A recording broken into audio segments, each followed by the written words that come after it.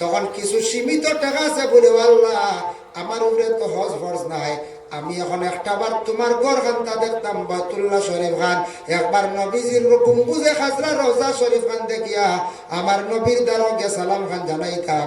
ও নিয়ত করিয়া আপনি উমরা হজের উদ্দেশ্য যাক্কা কোনো বাধা নাই। যারা আওকাত আছে, ধন সম্পদ আছে, আপনারা হজ করক্কা, উমরা করবার আগে হজ করার চেষ্টা করক্কা, ফরজ আদায় করক্কা, এই গুইয়া থাকছে গিয়া বুঝের মহল।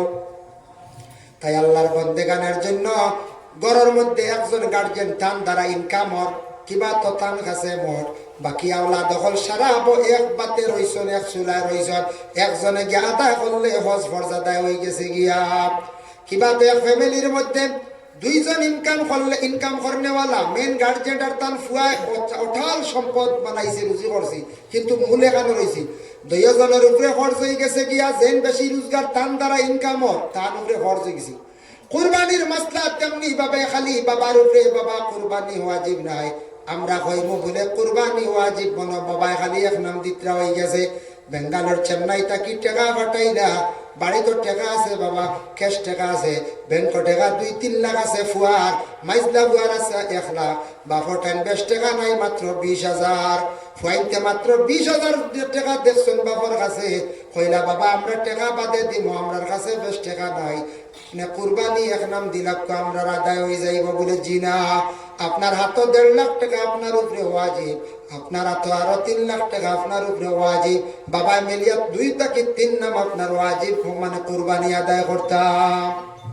আমরা চালাকি করি না নি, যে যে ওইটা আমরা বাপ মেয়ে দিছি দিছি, আর হেনার এবার কেস 1.5 লাখ 2 লাখ কুরবানির মাসলা হইলে 52.5 তোলা রুয়ার পরিমাণ, মাত্র টাকা 50,000 কেশ। ও হজর ঠিক কুরবানির সময় যদি তাকি যায়, ও কুরবানি ওয়াজিব, আস্তা বছর হিসাব নাই, কুরবানির মাসলা আস্তা বছর হিসাব না, ঠিক ও মানে কুরবানির সময়।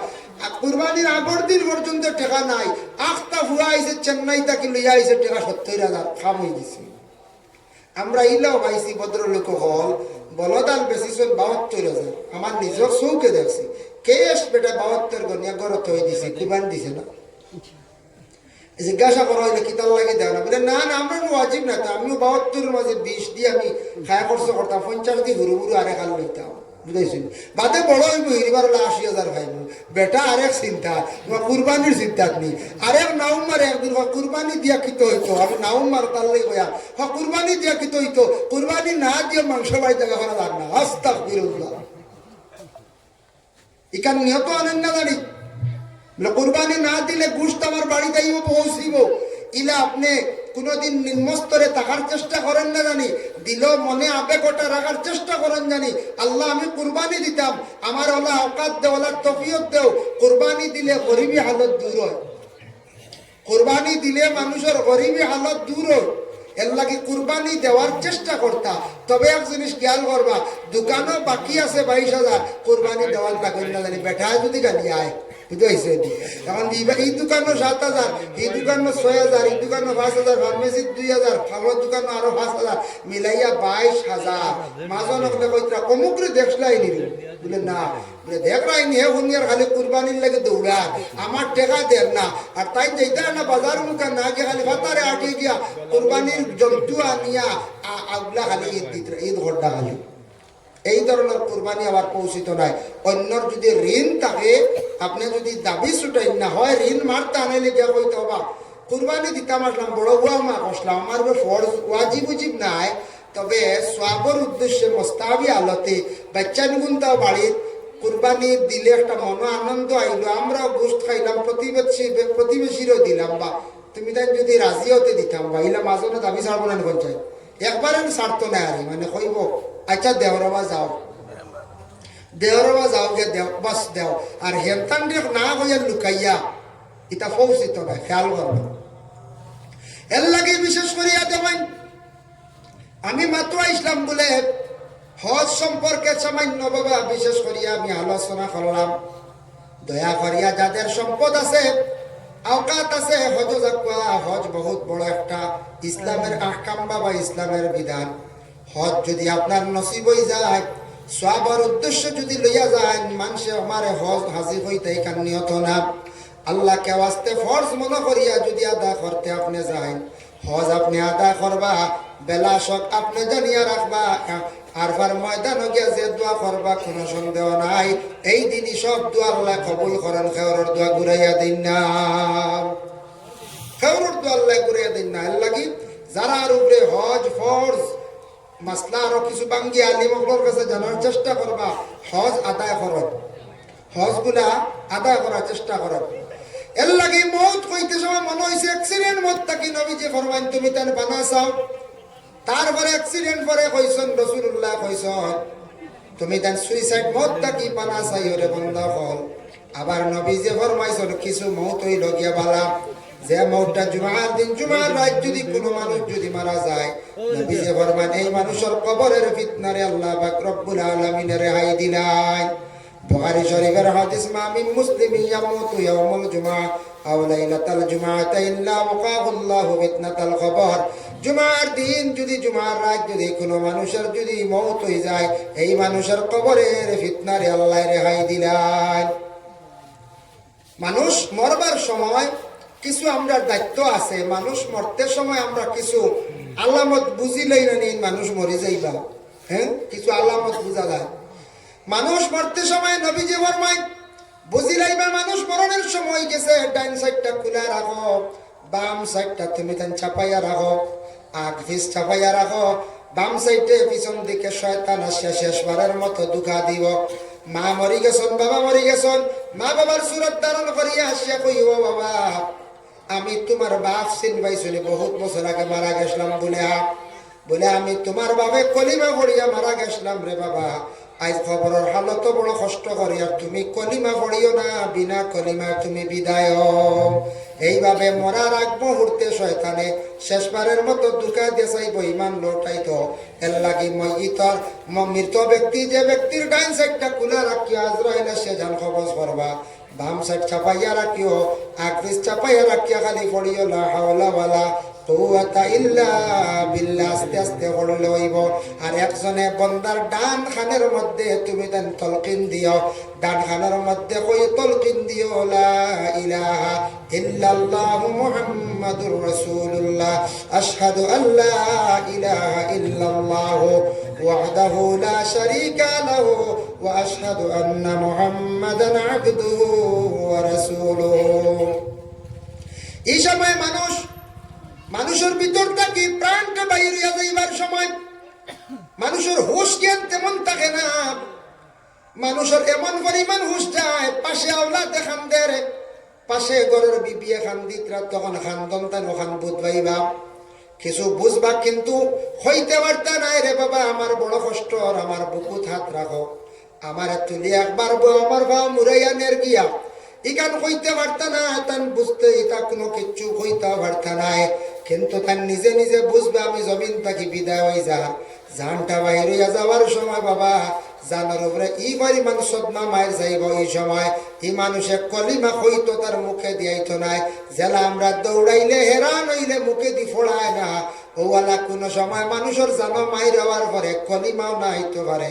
এর লাগে বন্দার খানের মধ্যে তুমি তেন কলিমার আওয়াজ পৌঁছাও। যেই সময় মানুষ ঠিক ইন্তেকাল হয়ে গেছ, ইন্তেকাল হওয়ার লগে লগে আমরা কিছু দায়িত্ব আছে জিন্দা হলার, মুর্দার বার হইল জিন্দার উপরে লগে লগে এই ব্যক্তিরা সুন্দর করিয়া গোসল জলদি করে দিলাই দাও। গোসল দেওয়াই তো দেরি না, গোসলটা দিলাই তাখানে বুঝেছিল, গোসলটা হইল খেলে দিতা জলদি বলে মই ইতরে পবিত্র করে লইতা জান যাইবার সময় ফসরাপ পায়খানা ওই যাইতে পারে, জলদি গোসল দেওয়াইয়া বিনা গোসল না দেওয়াইয়া ও নাপাক হালতে দাঁড়ো বইয়া তিলাওয়াত পড়া করতা না, যাইজ না। কোরআন শরীফ পাক হালতে পড়িতা মইতর দাঁড়ো যদি পড় নতুবা আলগা সরিয়া পড়ক। গোসল জলদি করে দেওয়াইতাম, গোসল দেওয়াইতে সময় পর্দার হালতে গোসল দেওয়াই, মইত্রে গোসল দেওয়াইতে সময় আত্মীয় স্বজনের মধ্যে খাস করে করিবে গোসল দেওয়াইতা। বাপ মরসন আওলাদে তুমি গোসল দেওয়াও, আমরার দেশে অনেক আওলাদ হলে ডরাইয়া গোসল দেওয়ার যাই না, ডর করে বুঝিন বাপ মরসন আচ্ছা কোন চাই বাপরে আপনি জেলা মায়া করি আদর করি গোসল জেলা দেওয়াইবা ইলা আর অন্য বালা করি দিতেও পারে না হতে পারে। সেও কমই করতে পারে, কিন্তু আওলাদে বালা করে কই করে নিবা ঘরে বালা করে গোসল খানতে পারে। এর লাগে মা বললেন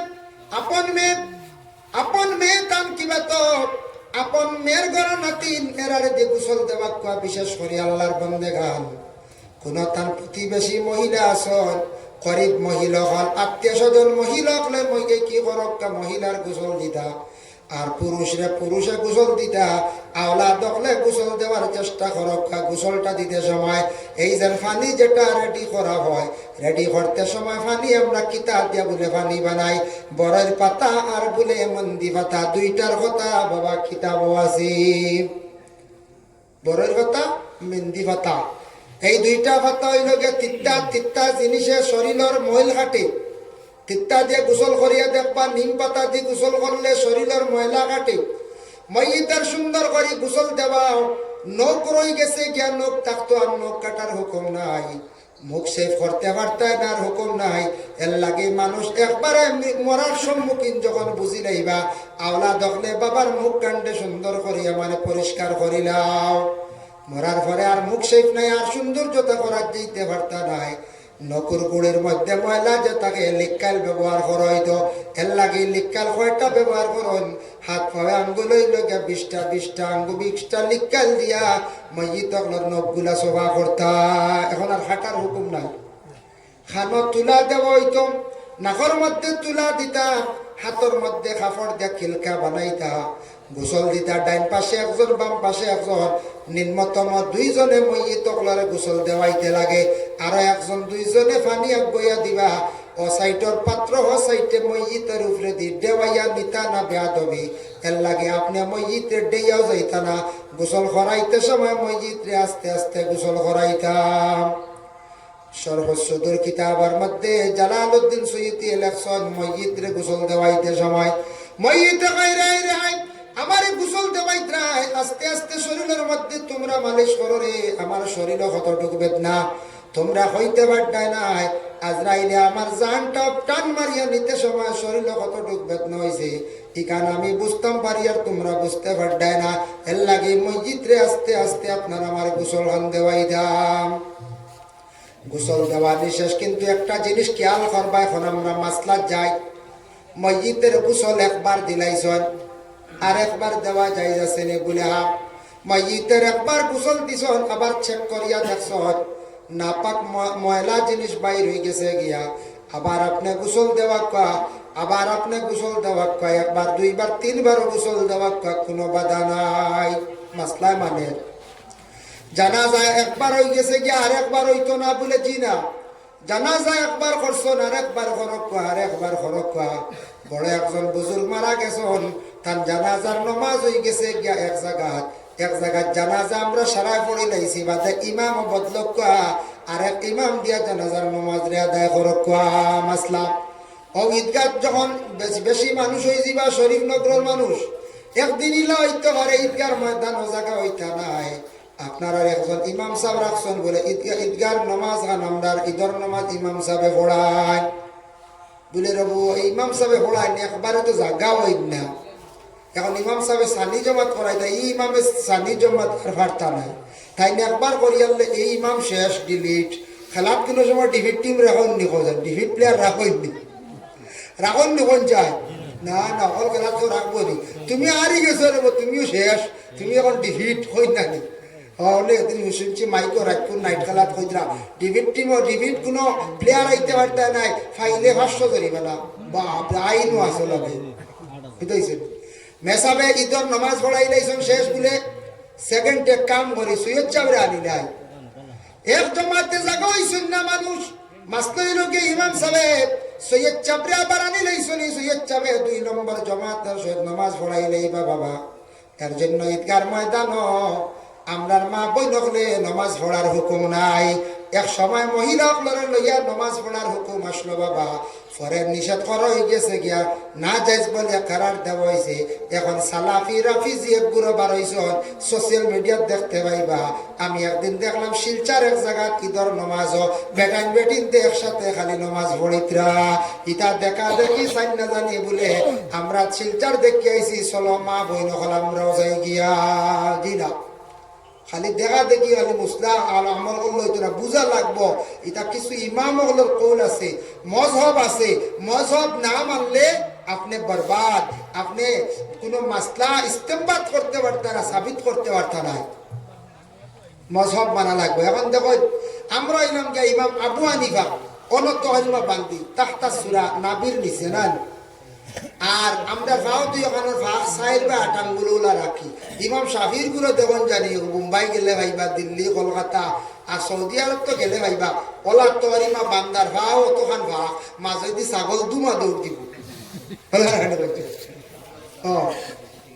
আমরা কিছু মানুষ সৌদি থেকে আইয়া কি লাইলা বুঝাইছে আইয়া সৌদি থেকে আইলে ওলা নামাজ পড় বলে ওলা পড়িলা বলে জি না, আপনি ওই লাগে হানফি শাফির করে নামাজ পড়া আপনার লাগে জায়েজ আছে। আমরা তোকে 31 দিন মক্কাত পড়েছি, মদিনাত 8 দিন পড়েছি। ও তো ইমাম সাহেব হানফি ও শাফি, আর আমরা হানফি, আমরা তরজে পড়িয়া হেন হ তরজে ভড়কা তাইন তান তরজে শাফিয়া ওলা পড়িতরা। আরেক গুরু বার হয়েছে তরিমা নাই ওলা আজ ছাড়া মক্কাত গেলে দেখবা ডাইরেক্ট ছাড়াও তো বাইরেছি। বুঝতে পারছেন আর তরিমা বান্ধিতে বলে বুড়া উড়া লাগে বলে। যাই হোক এর লাগে আইলাও বিভিন্ন কলর নমাজ আমি পাইছি। আরেক গুরু পাইলাম দেখি রে বেগত কি লাকড়ির টুকরে এখন বার করছে বুঝছেন, বার করি ওখানে তৈছে ওখানে হে শ্রদ্ধা দেয়। বুঝাইছি এটা শিয়ার মধ্যে আরেক গুরু আসন মুম্বাইতে ওলা পাওয়া যায়। হে বেগতাকে কিতা করবো টুকরে এখন বার করবো লাকড়ির আর ওখানে শ্রদ্ধা দে। এখন দেখা দেখি আপনি বাড়িতে লাকড়িতে খাট এখন শ্রদ্ধা খায় বলে জি না, আন্দাজে দেখা দেখি লাগিয়া হলবাও যাইব। বুঝাইছেন নি বুঝা লাগবো। কারণ কি জানি খাওয়া একদিন খঞ্চন বাকির হড়া দেখিয়া আটা দেখিয়া হই ধরে বাই খঞ্চন তোর আটা হইব আমার ইকা খঞ্চনে বলে ভারতায় না। বলে কি শব্দ ধরা যায়? বলে না আমিও এর বার্তায় নাই, আমার আটাই তুমি শিখতে পারতায় না। বলে না রে বা আমার তোরা শিক্ষা। বলে আমি কই আর বার্তা না। বলে না শিখো ও লগে ছুটিছে খাওয়া খঞ্চন বাকির লগে আটা। ও আটা আরম্ভ করছে, আটতে আটতে আটতে আটতে ফাটছে না। বাদে কইল খঞ্চন বাকিরে কইল ফাটছি না রবা তোমার আটা ইটা কিনা ফাটছি না। হেসে তার গু হেওয়া উল্লিছি। এখন খাওয়ায় না ফাটলো খঞ্চন আর তার মূল আটাও গেলে এখন ভাগে দিয়েও দেখুন জানি চালতা করে গেল দেখুন নি।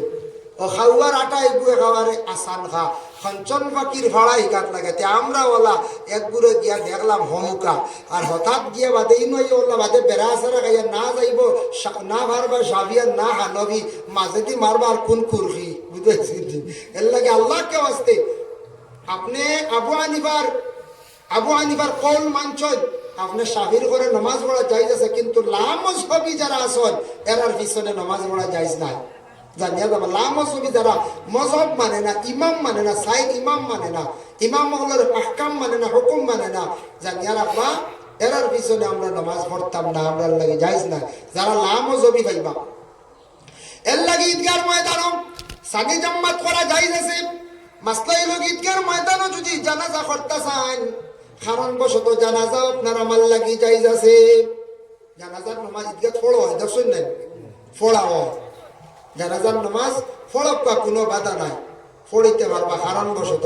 তবে আম রেওয়াজ বানাই তারা অন্য জায়গাত জানাজা করবা শহর ময়দান ঈদগাহ যেন ফার্মেন্ট করে নিতে ইলা না আম রেওয়াজ না বানানি বালা।